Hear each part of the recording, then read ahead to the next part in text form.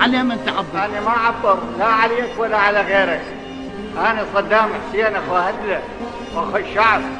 أنا مباشر وصريح. هسه أنت متهم بقضايا شوف، قتل أبناء متهم أو ما متهم هي وقولة أي طفل عراقي.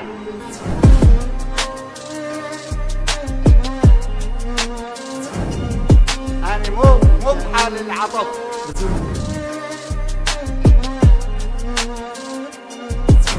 عند الإعدام قدرت أي عراقي أخاف من الإعدام.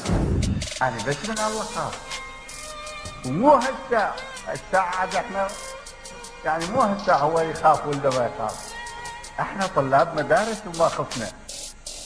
طينا حياتنا شريناها لله سبحانه. واراد الله ان يبقينا احياء.